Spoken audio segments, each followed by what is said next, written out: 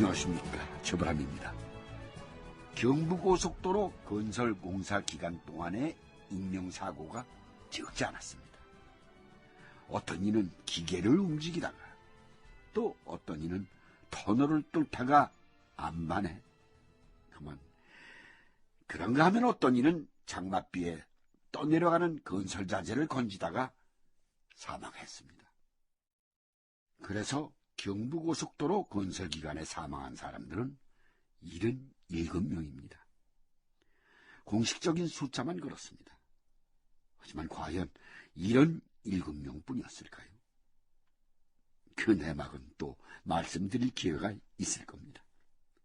아무튼 가장 어려운 공사였던 당제 터널에서만 11명이 아까운 목숨을 잃었습니다. 그리고 그런 인명사고는 마침내 공사 지연으로 이어졌습니다.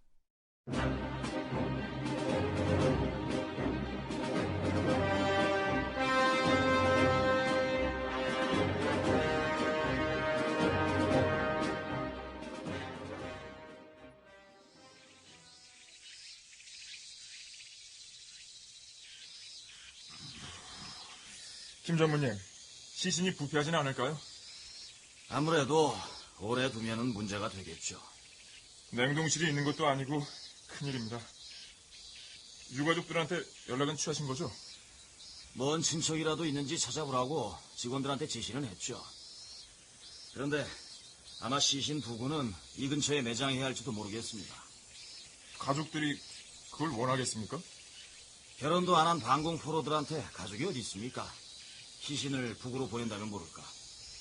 예? 그럼 여기서 일하는 인부들이 모두 방공포로란 말입니까? 아이고, 신감독은 모르셨군요.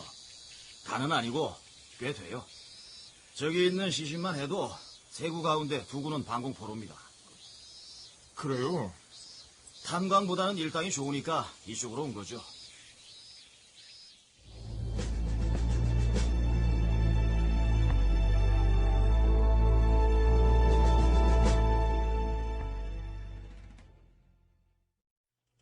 고인하고 관계가 어떻게 되세요?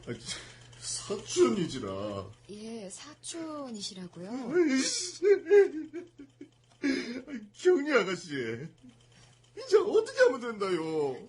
보상 절차 끝나는 대로 시신 인도받으시면 됩니다. 아이고, 불쌍해서 어찌까나.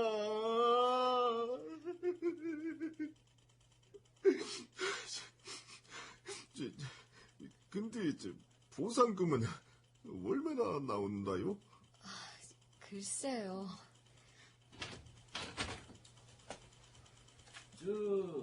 여기가 현대건설. 예, 그렇습니다만 어디서 오셨죠? 예, 만숙이, 네가 이거 어쩐 일이요? 엄마. 아따, 스님은 어쩐 일이다요? 두 분 아시는 사이인가요? 요번에 죽은 아가 지 육촌 동상이지라. 네가 시방 여거를 어찌 온 것이요? 아따, 그러는 성님은 어쩐 일이다요? 새벽밥 먹고 왔는 겁소에.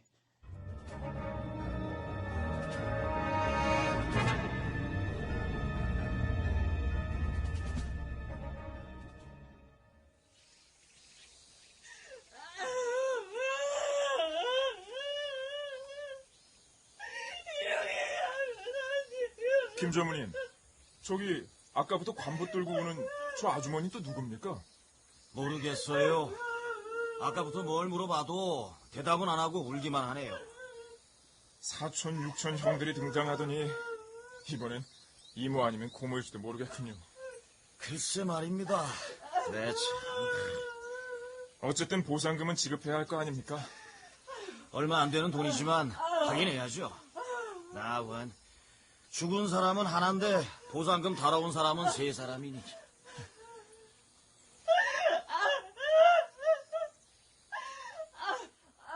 시신 하나에 사촌도 하나고 육촌도 하나가 와서 서로 나한테 보상하라고 그러고 이러니까 그건 가 증명대 와라. 시신 다 놔두고 저희 요새같이 고속버스가 있는 것도 아니고 급행기차가 있는 것도 아니고 그거를 그냥 완행버스를 몇 번 바꿔 타고 기차도 바꿔 타고 해가지고 고향 가서 그거 띄우는 거라. 그렇거느라고 시신은 또 방치돼 있어. 한 사람은 그냥 슬피 우시고 있는 거야. 그래서 가서 제가 여쭤봤더니 어머니라. 난 보상의 문제가 아니고 내 아들이 이렇게 죽었는데 안장도 하기 전에 어딜 가느냐. 그래서 제가 거기서 막 눈물 흘리면서 아주머니, 죄송합니다. 뭐라고 드릴 말씀이 없습니다. 죄송합니다. 알아. 양, 나가 죽였구만이라. 돈 한 푼이라도 벌어오라고.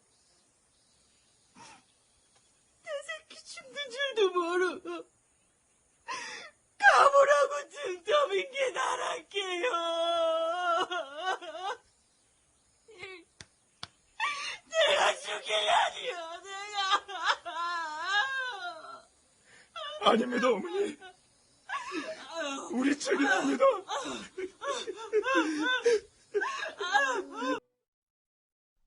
고속도로 현장에서 사고로 잡고 한 분들한테는 그리 많은 보상금이 돌아간 것도 아니라고 합니다.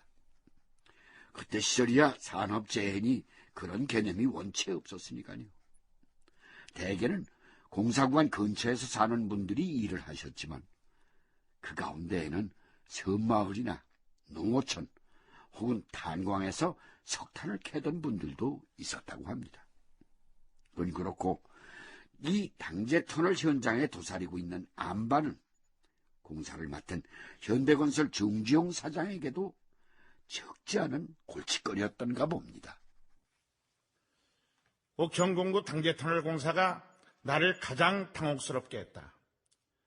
직원들은 한 달에 한 번 집에 갈까 말까 할 정도로 열심히 일하다 더워서 옷을 갈아입게 되면 여름이었고 일하다 추워지면 겨울이었다. 옥천공구는 워낙 험한 곳이라 날짜나 꼽고 있을 만큼 한가할 여유가 없었고 새로 도입한 장비들은 계속 망가지는 바람에 장비 부족 현상도 생겼다. 난공사 구간의 장비 부족도 문제였지만 가장 큰 문제는 사고의 위험 때문에 인부들이 터널 공사를 기피하는 것이었다. 공기는 늦어지고 인부들을 설득하는데 정주영 사장은 애를 먹고 있었다.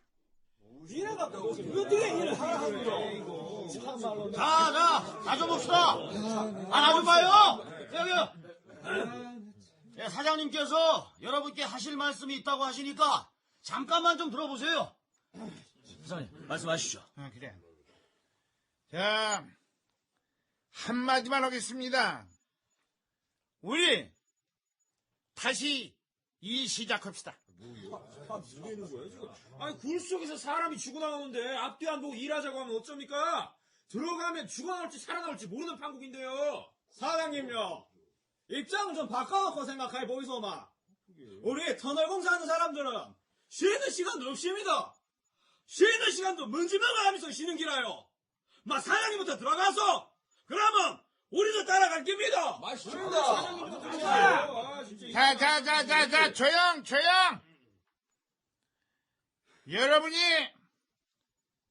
이거는 이해를 해 주셔야 합니다. 내가 예비도 명색이 현대건설 사장이에요. 이렇게 하면은 공사 현장이 여기만 있는 게 아니라 이 말씀입니다. 전국 여기저기다 벌려놓은 공사가 있는데 거기들도 들여다봐야죠.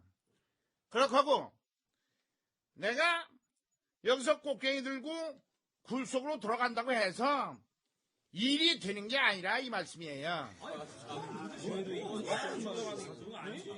여러분들이 그동안 어떻게 일을 했는지 내가 누구보다도 잘 알고 있어요. 여러분들 고생한 거 정말 내가 잘 압니다. 그러나 이 공사는 어쨌거나 끝내야 하지 않습니까? 근데 벌써 한 달째 손을 놓고 있습니다. 도대체 어쩌자는 거예요? 예? 이 일을 해야 할 거 아닙니까? 그래서 내가 결심을 했어요. 이 자리에서 약속합니다. 여러분 일당 올려줍니다. 나 이 공사 해가지고 떼돈 버는 사람 아닙니다. 그래도 올려드린다 이 말씀이에요. 그것도 자그마치 2배로 올려주겠습니다.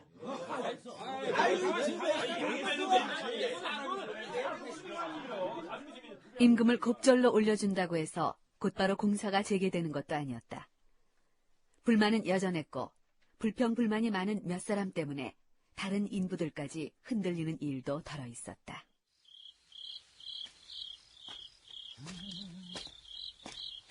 월남에서 돌아온 새까만 김성사. 어이, 박씨! 누구? 정씨가? 아니, 나 김씨야!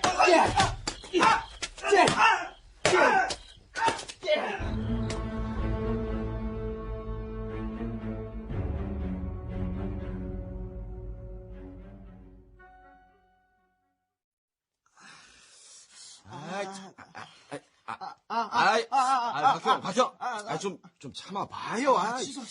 그 빨간 약이라도 발라놔야 이게 상처가 덧나지 않을 거 아닙니까? 샤프송아!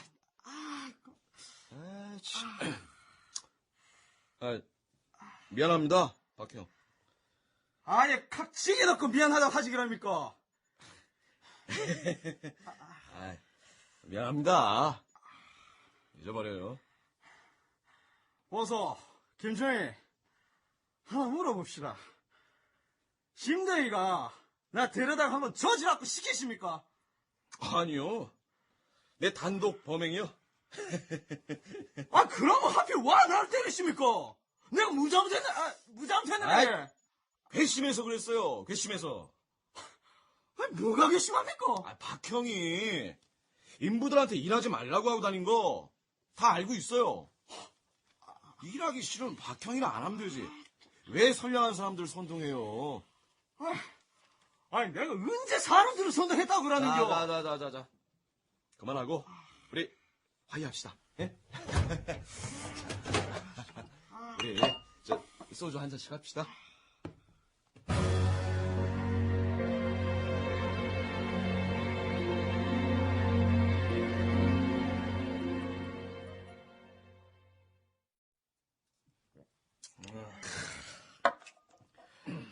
어서, 윤중이, 나도 언제 송장이 될지 모르는 겁니다. 그럼 나는 어디 야산에 묻히는 기라.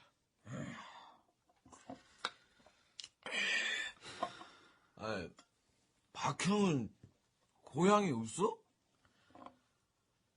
6.25 때 부모님 돌아가시고 내 혼자 아이가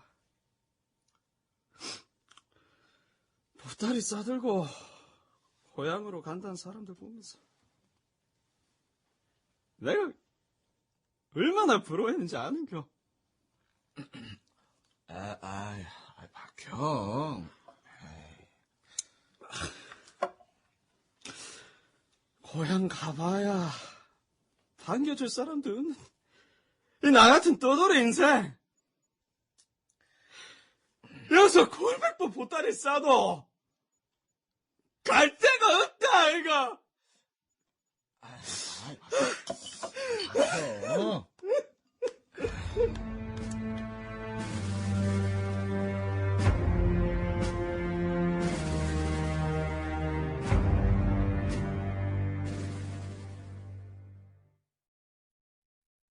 고속도로 만드는 데로 가면 먹여주고 재워주고 일당까지 준다니까.